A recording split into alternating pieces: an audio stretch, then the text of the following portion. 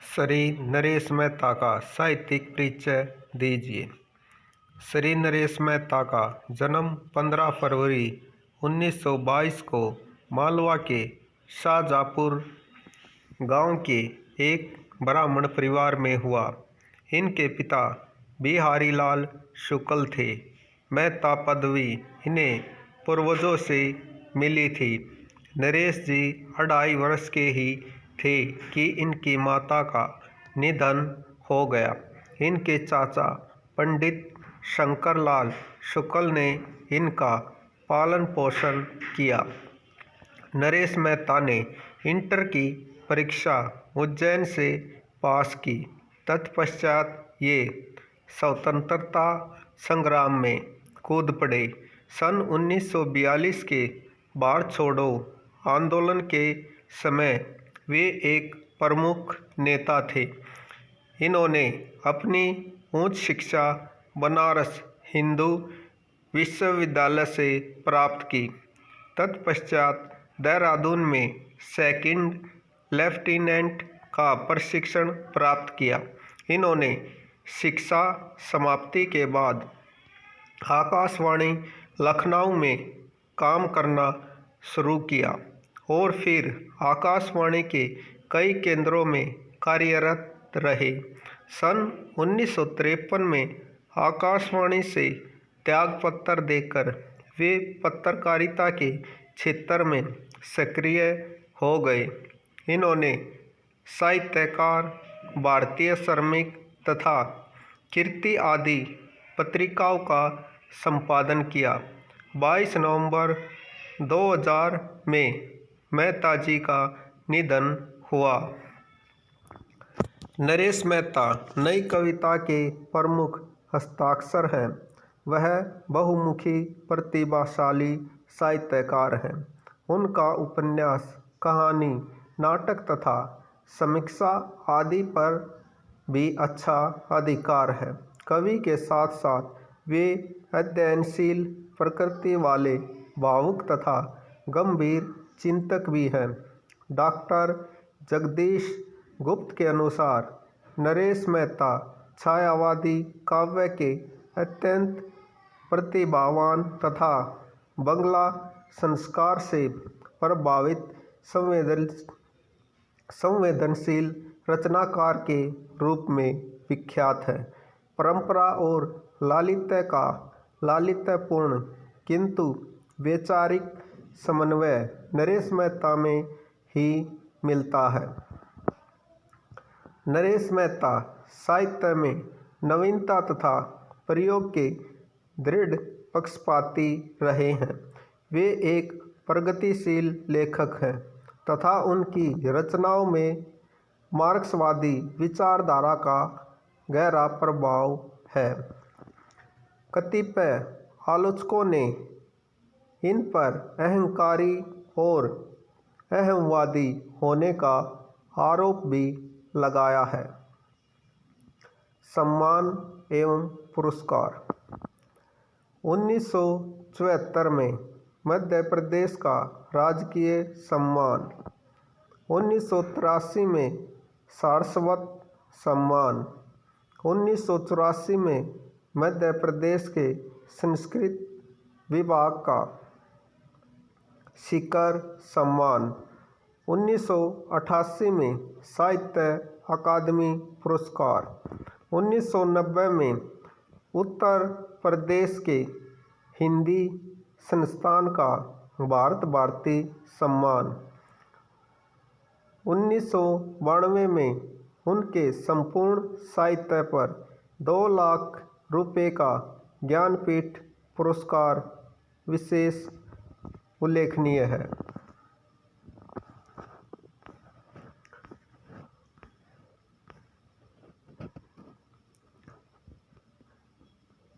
प्रमुख रचनाएं।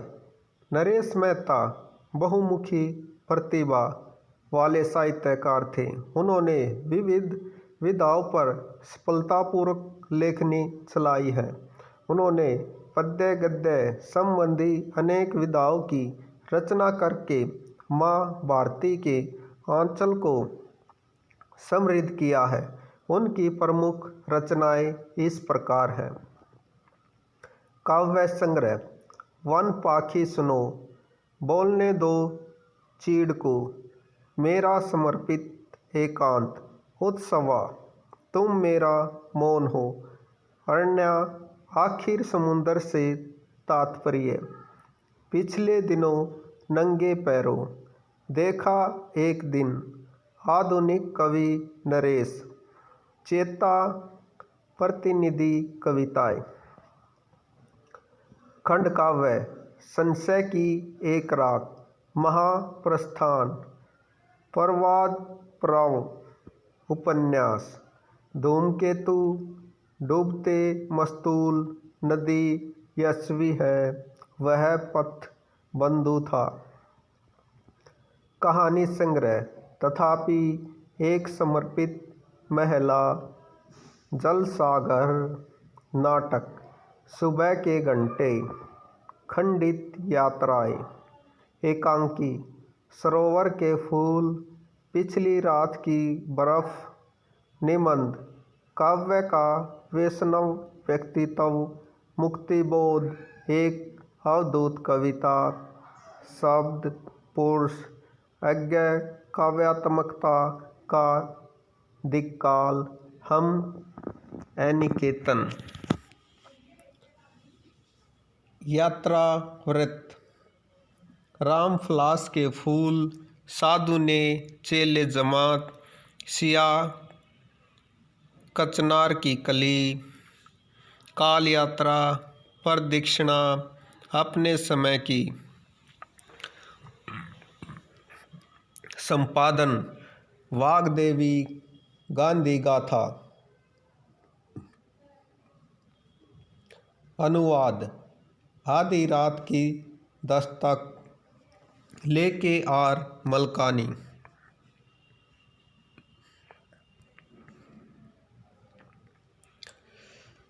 काव्यगत विशेषताएं। सनातन समस्याओं एवं संदर्भों का उल्लेख। श्री नरेश मेहता ने समाज में चली आ रही सनातन एवं शाश्वत समस्याओं तथा संदर्भों का उल्लेख गंभीरतापूर्वक किया है। उन्होंने अपनी कविताओं में वैदिकता, वैष्णवता और पर्यावरण एवं सांस्कृतिक विचारों का वर्णन बड़ी संजीदगी से किया है। उनकी साहित्य साधना मानो विराट से साक्षात्कार की साधना जान पड़ती है। यथा, तुम जिसे पेड़ कहते हो वह मात्र पेड़ ही नहीं है, वह वानस्पतिक श्लोक है। श्लोक ही नहीं बल्कि एक संपूर्ण उपनिषद है। साधारण मानवता के कवि। कविवर नरेश मेहता ने अपनी रचनाओं में साधारण मानव की भावनाओं को स्थान दिया है। वस्तुतः वे मिट्टी से जुड़े हुए एवं मिट्टी के अनेक रूपों को पहचानने वाले कवि हैं। उन्हें मनुष्य के पुरुषार्थ पर पूरा विश्वास था। वे लिखते भी हैं, विश्वास करो, यह सबसे बड़ा देवत्व है कि तुम पुरुषार्थ करते मनुष्य हो और मैं स्वरूप पाती मृत्तिका। मानवीय पीड़ा की अनुभूति। नरेश मेहता की कविताओं में सर्वत्र जनसाधारण के जीवन की समस्याओं का विविध रूपों में चित्रण किया गया है। उन्होंने आम आदमी के दैनिक जीवन में आने वाली समस्याओं को निकट से देखा व अनुभव किया है।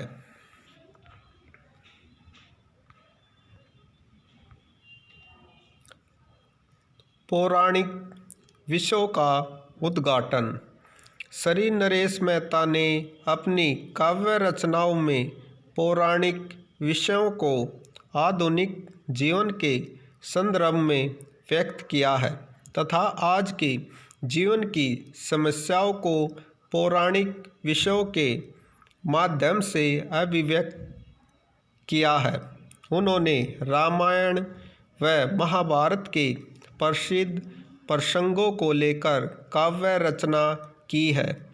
रामायण पर आधारित उनके प्रमुख काव्य संशय की एक रात में राम रावण के युद्ध का वर्णन है। इसी प्रकार प्रवाद पर्व में सीता वनवास की घटना का वर्णन है। महाप्रस्थान में पांडवों के हिमालय में गलने की कथा है।